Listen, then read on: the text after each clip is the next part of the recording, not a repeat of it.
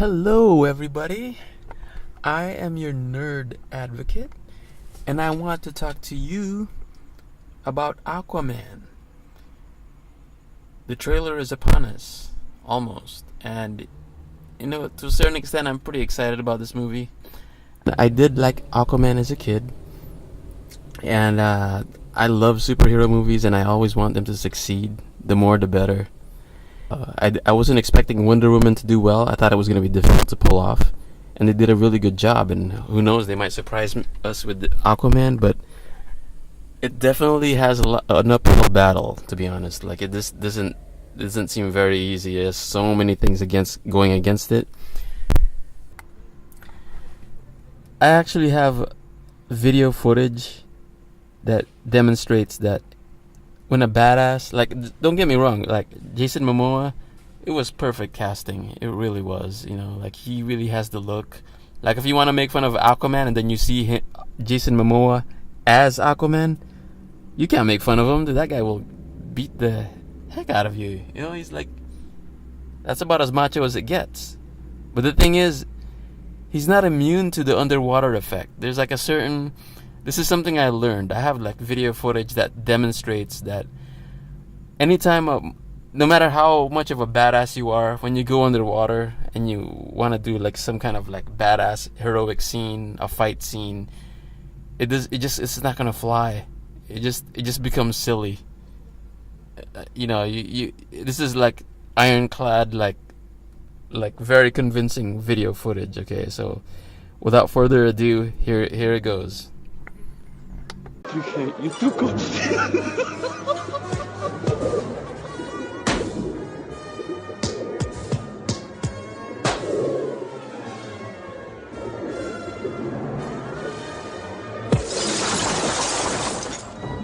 To leave for watches.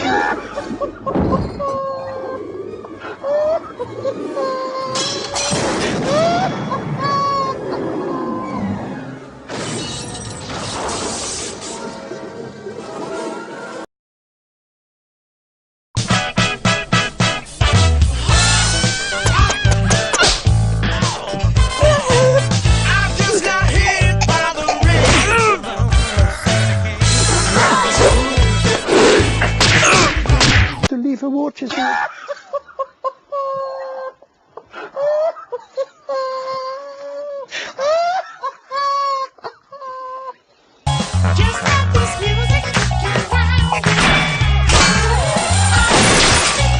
Water with more action in it. I gotta admit, the first time I ever saw Black Manta wearing that big helmet, I just assumed he was some kind of alien, like his entire head fits in that helmet, because there's no way a human being would voluntarily wear a helmet that big. Like, why? But then I found out later that he actually was a human being in there. It's like it's a person, and it's like, it really fascinated me. I was like so curious, like, why does the helmet have to be that big? And you know what? I have an even better and more relevant question. How do you place that helmet on your head without looking like a complete and utter fool? Aquaman doesn't make sense, okay? Not just in the movies, but even in the comics. A picture is worth 1,000 words, so just watch these pictures with me and let me demonstrate some things for you. We're gonna explore his image throughout his career in the comics. Okay, at first he was a clean-cut hero, and they had to give him a darker tone, a darker edge to him, because it just wasn't working out. So here's a picture of him with his arms crossed, like having a carefree look. There's a hot girl band behind him playing their music, and he just looking away, like, oh, I don't care about these girls, I'm too good for them. And he's hanging out with some guy who's he's from a bad crowd, basically. He's a loan shark. I'm kidding. I just totally made that up. But that's what I get out of it. He's like next to a loan shark or something. I don't get it. Maybe. I mean, like, just a quick confession. I'm actually only a part-time nerd. I don't know what the shark represents. That's just what jumps out at me. He's a loan shark. So if you can explain it to me, I'd appreciate it. Thank you. In this scene, the villain blocks Aquaman's ability to communicate with marine animals. He spots a pond full of piranhas, grabs Aquaman's hand, shoves it into the water, and the piranhas chomp on his hands to the point where all the flesh is gone. It's like when he lifts up his arm and there's nothing left of his hand, just bones. Okay, and then magically his hand gets restored. And then, like, later on, during the New 52 era, his hand gets cut off once again. But this time, instead of his left, keep in mind, if you see the picture, it's his right hand now. Cut off by a sword being held by the Black Manta. Okay, so obviously he's vulnerable to injury. Okay, so you would think he would wear armor. Whoa, what do you know? That orange suit is actually armor. As you can see here, it's actually repelling bullets. You can see the bullets ricocheting off his armor. But, however, there is a bullet that looks like it's going through his forehead, through his skull. I don't know. It may be ricocheting, but there's definitely blood. There's like the skin is broken. There's blood, and it may be partially ricocheting. But can someone please explain this to me? Okay, so he's vulnerable to non-magical piranhas chewing up his hand, like eating all of his hand flesh off. Black Manta chopped his hand off with a sword. So, wouldn't a bullet kill him? Did it go through his skull? Did he just die in this scene? I don't know. Can someone please explain this to me? Please. I don't get it. There's a statue of Aquaman right now. And it kind of looks cool. Like they dress him up in the orange. And the thing is, I don't know what the trailer is going to show, but yeah, currently Aquaman has been depicted as somebody, Jason Momoa. He just wears tats. He doesn't have a shirt, and it's a badass thing. It's a badass image, That's all he needs, Like how more of a badass can you be? You're like, you don't have your shirt and you're just your physique and you're just super buff. That's all you need. But apparently these statues tend to be fairly movie accurate, and the fact that they're advertising these kind of statues with a shirt, with an orange armor shirt, I guess, then I'm guessing he's gonna be like sporting some kind of orange armor shirt in the movie.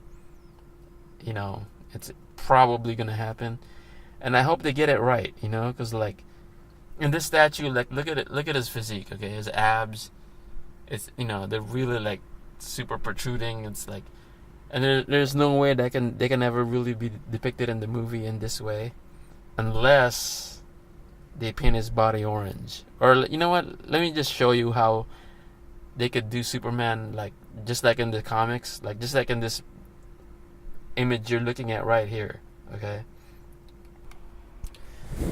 Okay, now take a look at this picture of Superman flying over the Daily Planet. It's a classic comic book page. And the thing is, as majestic and wonderful as this image is, this work of art, you can't really translate it over into the big screen, into a live action movie. It's literally impossible to. Okay, first of all, we as an audience evolved. Like look at what he's wearing. Okay, he's wearing ruby red Speedos over Kryptonian skinny jeans. Okay, he's wearing underwear outside of his pants. Take a look at this guy's abs. Okay, in this picture, like his abs, his chest, all his entire physique, his musculature. There's no way that can translate over to film, like no matter how tight the uniform you're wearing, it could never look like that. That's ridiculous. You would literally have to paint your body blue so that you can make it look like this. But you know what? There is a way to imitate this comic book image right here of Superman with his abs showing through his suit. You would have to basically paint a guy blue. Okay, so just bear with me here. Okay, here's this guy in Speedos. Let's just pretend this guy's the actor. Okay, just put him in Speedos and then paint his body blue, either through CGI or just maybe just paint, And you don't even, you can save a lot of money, Like, I would just, CGI is very expensive. I would just go with paint. I would save so much money. You know what would save even more money? Don't research some kind of, like, I don't know, blue makeup that's compatible with the human body or something. Just forget that. Sounds expensive. Just go to Home Depot, Just get like a can of spray paint. Just spray paint his body, Like, it's only for a few days. Like, what harm can it do? Come on, And then just like paint an S on him and just, I don't know, CGI a cape maybe or whatever, however that goes. And don't forget to CGI out the nipples somehow and the belly button, of course. So, and then pretty much that's it. It'll look exactly just like this comic book image right here, And if for some reason the director, in his infinite wisdom, decides to leave the nipples visible, he is just a pervert, okay? I'm sorry. You have to CGI that out, okay? Just like this comic book image right here. Okay, if you leave it on, then there's something wrong with you. I really love this picture, Look at this, it's awesome. Like the great director James Wan, he has a few good movies under his belt. He's hard at work. Look at him. Look at his face. He's like so focused.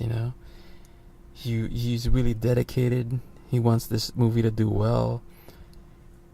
And like, now take a look at this magazine, Entertainment Weekly. On the cover, it's like basically like takes a shot at Aquaman. It's like a backhanded compliment or something, but at the bottom right of the front cover of the Entertainment Weekly magazine issue for June, it says, "Inside the ambitious attempt to bring a former pop culture punchline to the big screen." Let me repeat that. To bring a former pop culture punchline. That sucks, man. Like, James Wan, Jason Momoa, look at them. Like, they're really trying hard, and like this magazine has to like drag them down like this. Come on, man. I'm really, you know what? It really sounds like I'm making fun of this movie, but I really want it to succeed. Why the hell would I want it to fail? Wonder Woman was great. I loved it. And this would be great too if it would like was a hit. That would be awesome. You know what? But the thing is, like, as much as I want it to succeed, if it does fail, then at the very least, I hope it fails in a hilarious manner. Like, it's like hilarious. You know what I mean? Just like, it's so bad it's hilarious. One or the other, okay? I prefer the former. I would rather it be a success. Like, maybe it has something unique to it. Some kind of like, it has heart and soul, and it manages to succeed despite all of the obstacles it has in front of it, and despite the mountain climb that it has, all the uphill battle. Just, it would be great, and I'm really rooting for them, and we'll see, So, alright, this is your nerd advocate signing out. Peace out.